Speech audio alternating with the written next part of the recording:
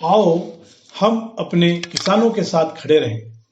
किसानों को दी जाने वाली कर्ज माफी हमेशा विवाद का विषय रही है। जब कभी केंद्र सरकार या राज्य सरकार द्वारा किसानों के लिए कर्ज माफी का निर्णय लिया जाता है तो सबसे पहले भारतीय रिजर्व बैंक उस पर उंगली उठाती है कि इसके कारण बैंकों की ऋण अवधारणा पर प्रतिकूल प्रभाव पड़ेगा, वसूली प्रणाली बाधित होगी और तो और बैंकर से विशेषज्ञ भी इसी का समर्थन करते हैं। फिर भी किसानों की कर्ज माफी सरकार द्वारा अमल में लाई जाती है। दूसरी ओर बड़े बड़े उद्योगपतियों, पूंजीपतियों को बैलेंस शीट क्लीन करने के नाम पर कभी निर्लेखन, कभी दिवालियापन, तो कभी एक मुश्त समझौता यानी ओटीएस का सहारा लेकर, तो कभी ब्याज, तो कभी मूलधन में भारी मात्रा में छूट प्रदान की जाती है। यह राशि किसानों को कर्ज माफी बतौर दी जाने वाली राशि से कई गुना अधिक होती है। विगत 10 वर्षों में केंद्र सरकार और विभिन्न राज्य सरकारों द्वारा दी गई कर्ज माफी की एकत्रित राशि 1.5 लाख करोड़ के आसपास रही है।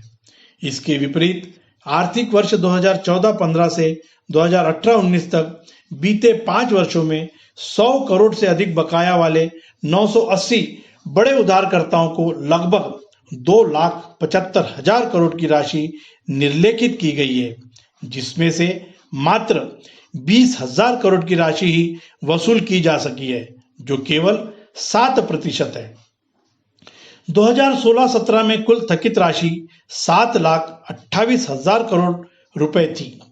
इसमें कृषि ऋणों की राशि मात्र 62,000 करोड़ है, जबकि उद्योगों का हिस्सा 5,25,000 करोड़ है। 2017-18 में कुल थकित राशि 9,62,000 करोड़ थी, जिसमें कृषि कर्ज का हिस्सा मात्र 85,842 करोड़, मगर उद्योग क्षेत्र का हिस्सा 7,03,000 करोड़ था। 2018-19 के दौरान कुल थकित राशि बढ़कर 8,80,000 करोड़ हुई, जिसमें कृषि ऋण की राशि नाम मात्र 1,11,000 करोड़ थी, जबकि उद्योग क्षेत्र की कुल राशि 5,80,000 करोड़ थी। 2015-16 के दरमियान 37 उधारकर्ताओं को 10,000 करोड़ रुपए से अधिक का ऋण वितरण किया गया और इतना ही वितरण राशि के उधारकर्ता 2016-17 में 34, 2017-18 में 37, तो 2018-19 में क्रमशः 48 थे। उपरोक्त समयावधि यानी 2015-16 के दौरान थकित राशि में 100 करोड़ से अधिक उधारकर्ताओं की संख्या थी 6,161, 2016-17 में 696, 2017-18 में 792, तो 2018-19 में बढ़कर 739 हुई। विगत 8 वर्षों की अवधि में बैंकों द्वारा 6,32,000 करोड़ की राशि निर्लेखित की गई है, जिसमें वसूली की गई राशि मात्र 1,07,000 करोड़ थी, मसलन मात्र 17%।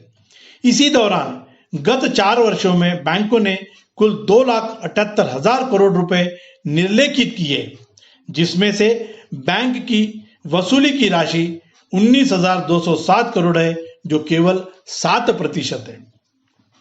2014-15 से 2018-19 की अवधि में सभी निजी एवं सार्वजनिक क्षेत्रों के बैंकों द्वारा कुल 6 लाख करोड़ से अधिक के ऋण निर्लेखित किए गए।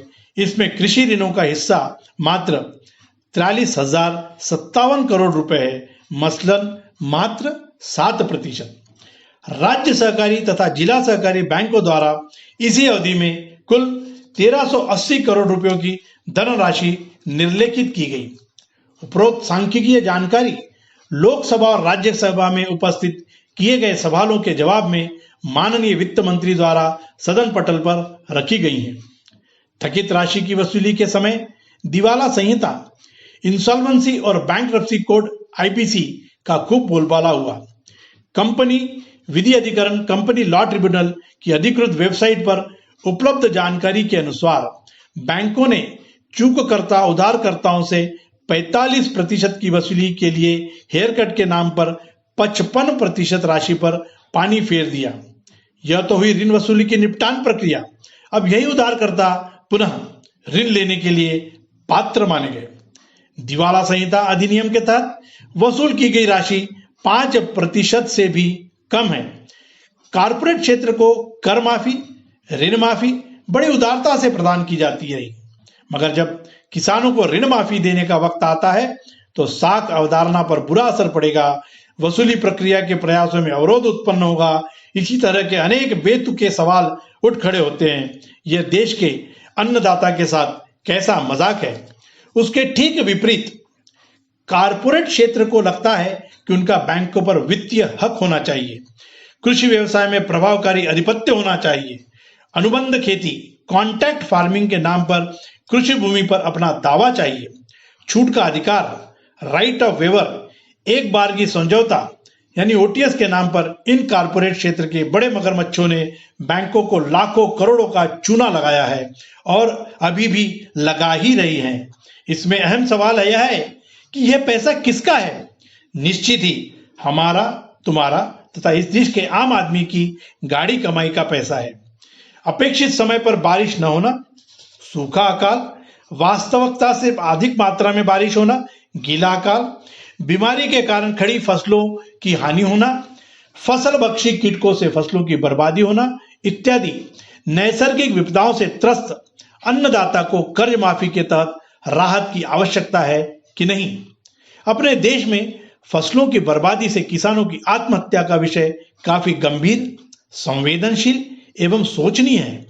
सबूरी सहनशीलता की अपनी एक सीमा होती है, जिसका आज मजबूरी में उल्लंघन कर किसान उत्तेजित हो उठा है। इसके लिए मुख्य कारण है किसानों के कथित हित में सरकार द्वारा पारित 3 कृषि कानून, जो देश के अन्नदाताओं पर जबरन थोपे जा रहे हैं। मगर यह बात भी ध्यानाकर्षक है कि मात्र यह 3 कानूनों को निरस्त करने या फिर कृषि उत्पाद का न्यूनतम समर्थन मूल्य निर्धारित करने से किसानों का विकास होना संभव नहीं है। नेशन फॉर फार्मर्स संकल्पना के तहत निर्मित तीनों कृषि कानूनों का निरस्तीकरण अत्यावश्यक तो है ही, मगर साथ साथ स्वामीनाथन रिपोर्ट में अंकित सिफारिशों के अनुकूल कृषि उत्पाद का समर्थन मूल्य, पूंजीगत निवेश एवं परिचालन व्यय को ध्यान में रखकर निर्धारित करना जरूरी है। कृषि क्षेत्र एवं किसानों के विकास के लिए लोकसभा और विधानसभा का विशेष संयुक्त अधिवेशन बुलाकर इस संदर्भ में यथोचित व परिणाम उन्मुख चर्चा होना लाजमी है। इसमें चर्चा में किसानों का, आत्महत्याग्रस्त किसानों पर आश्रित परिवारों के सदस्यों का क्रियाशील सहभाग होना ही चाहिए। वर्तमान में आवश्यकता है सबने मिलकर किसानों के साथ खड़े रहने की। डॉक्टर हो या इंजीनियर, अध्यापक हो या प्रोफेसर, बड़े मध्यम एवं सूक्ष्म उद्योजक, विभिन्न क्षेत्र के कलाकार, लेखक या अन्य क्षेत्र के विचारवंत, संवेदनशील व्यक्ति, इन सब ने एकजुट होकर किसानों के लिए प्रति अपना उत्तरदायित्व समझकर उसे बड़ी गंभीरता से, संजीदगी से निभाने का सही वक्त आ गया है। धन्यवाद साथियों।